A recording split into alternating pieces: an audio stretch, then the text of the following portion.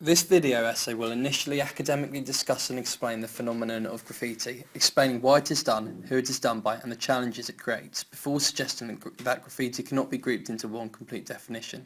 Instead, it exists in a range of different forms, each with their own different aims, meanings and reasons for their production. This video will explore these four categories that graffiti can be subdivided into: street art, graffiti for advertising, gang graffiti and moral graffiti. Each category will be discussed using a range of case studies before its aims and effects are evaluated. Cresswell states that places are a combination of the material and mental, created through the social and cultural actions that add meanings to space to create places. These actions leave traces, both material and emotional, which play a key role in creating places and impacting the way they are understood by different groups.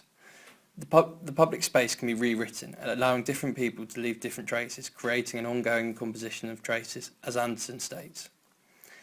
Yet not all traces remain. Some are removed or emphasised by the hegemonic power as they seek to express their readings of place on others in the hope that they become accepted as doctor. Anderson described this as a bordering and ordering process. Graffiti is one way those on the margins can resist against the dominant power. Banksy describes graffiti as the voice of people who aren't listened to, one of the few tools you have if you have almost nothing, a way that people can easily and freely challenge hegemony. However, Cresswell describes it as the untamed voice of the irrational, a mindless act that must be banned and removed. But as stated before, graffiti exists in many forms.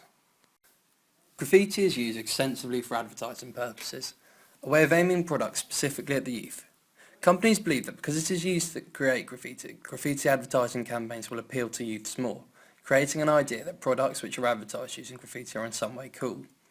Examples exist at a global scale, done by transnational companies such as this Adidas advert in Lebanon and this Coca-Cola advert in New York, but also exist on a more local level, done by smaller companies in Cardiff, for example, such as this advert on the side of Cafe 37 on Salisbury Road, and this advert by Roth Autos on City Road. In these cases, graffiti is designed to make places in line with the vision of global TNCs, reflecting their ideas and ideals. The graffiti adverts aim to express the idea that somehow Adidas trainers are somehow cooler than others, that Cafe 37 is a hit place to be and that Coke is the brand of choice for New Yorkers. But this graffiti is hardly transgressive. It doesn't question dominant traces, it instead aims to reinforce them in a way that attracts youths to buy products.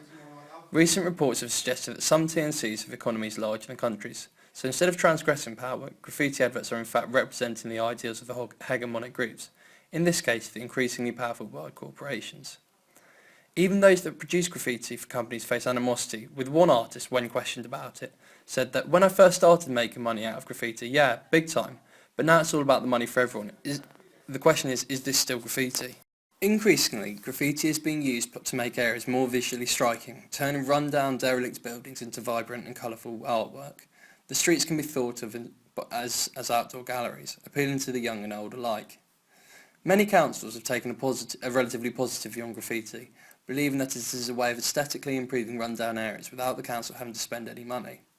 Bristol Council have been one of the key pioneers of such policy, allowing the public to vote on whether graffiti should be left on buildings or removed.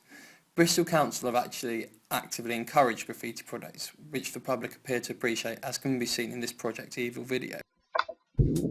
I think it's very brave of Bristol City Council to do this and to invest so much in this art form that in its own way it's put Bristol on the map, and it's been on the map since, since the early 80s.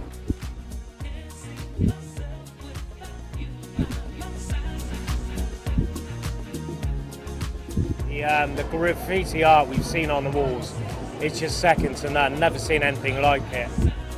This area has always been an eyesore, so to see it being so transformed is pretty amazing, and the work is fantastic. It's not vandalism, it's real good artwork. I think everyone can make a connection with something that's written on the walls. But Bristol Council regulate graffiti as well, spending £100,000 a year on its removal, showing that the council are not tolerant of threatening and explicit graffiti, and in some way choose which graffiti can remain and which must be removed. Yet is this graffiti really transgressive? It is supported by the council and the majority of the public, and so appears to lack some of the transgressive nature. In this way, groups of artists supported by the council are given the power to transform place, but in line with the cultural ideals of the council and the public majority.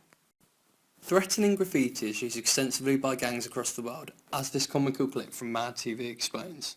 You want to roll with the Eastside locals? You gotta represent us, so you have to know how to mark our territory, okay?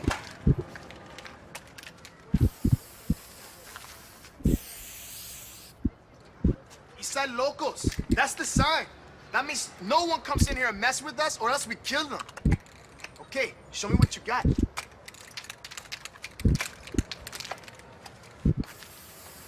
Nice. Nice work, AC.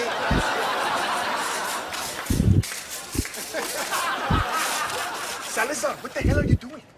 I'm prepping the wall, man. What? You have to make the surface nice and smooth, man, so the paint won't peel. Whoa, there's no prepping the wall when you're tagging, okay? Just spray paint the letters, that's it, come on, man, let's do this. Okay, it's your wall, but just don't blame me when it starts to peel. It's gonna look shoddy, man. Such gang graffiti exists all over the world, from murals in Belfast to this broad range of gang graffiti in Los Angeles. Gangs are using graffiti to mark out their territory, demarcating space and claiming it as their own. It is designed to be threatening, showing that a gang will aggressively defend their own space if other gangs try to claim it or even enter it. Gang graffiti is therefore a very transgressive form of graffiti, with gangs illegally using public space to produce their own gang label. It is a threat made against other gangs and a way of demarcating space to create a sense of belonging and othering. Graffiti can also be made out of clear, easy-to-read words aimed at spreading a message of the producer, often with thought-provoking slogans. Here are 3 examples that are passed regularly around Cardiff. This No Borders graffiti slogan exists all over Cardiff, with this example coming from the UK Borderers office on Newport Road. Clearly its location is intentional. But what does it mean? And who does it? I can only guess, considering its location, it is someone questioning British immigration policy and trying to enforce their own immigration ideals, aiming to create their own place that's more open and tolerant to all groups. This graffiti is from a bus shelter on Newport Road and shows the graffiti artist's views on a L'Oreal advert with Cheryl Colin. The key slogan states, "You will never look like this, and that's okay. In fact, rejoice, fuck narrow beauty ideals." This graffiti is clearly attacking the beauty ideal that L'Oreal tries to create, instead expressing their own ideas that actually, looking like this is not a good thing, and everyone looks different, and this should in fact be celebrated, creating place in a more postmodern way. This stencil on Northcote Street between City Road and Richmond Road has similar aims with the graffiti on the L'Oreal advert. The stencil states, "I heart you for what you are, not what TV says you should be." This stencil is therefore questions the mainstream ideals that TV and the media creates, instead taking the postmodernist view that we're all different, and that doesn't make us more or less valuable than the image that TV suggests we should aim for. As this video essay has suggested, graffiti is created in a range of different ways by a range of different groups. This influences the meaning of the message that is produced, determining how it is interpreted by different groups. This polyvocal nature of graffiti means that it must be broken down further into categories when discussed, instead of being discussed as one complete entity. It is often regarded as part of youth culture, but engages with other cultures. Gang graffiti clearly engages with other gangs, whilst moral graffiti directly engages with passers-by, challenging their opinions. But advertising graffiti and graffiti for area improvement don't question hegemony and instead engage with passers-by, reinforcing their ideals. But one key question still remains. Is graffiti for advertising and for area improvement truly graffiti? It certainly lacks the transgressive and resistant nature that it is defined by in academia. Therefore, it must be treated differently to most transgressive forms such as gang graffiti or moral graffiti. However, it is clear that the meaning and interpretations of graffiti will constantly change as new groups leave their own marks over time, creating an ongoing composition of traces, giving places a fluid and ever-changing nature.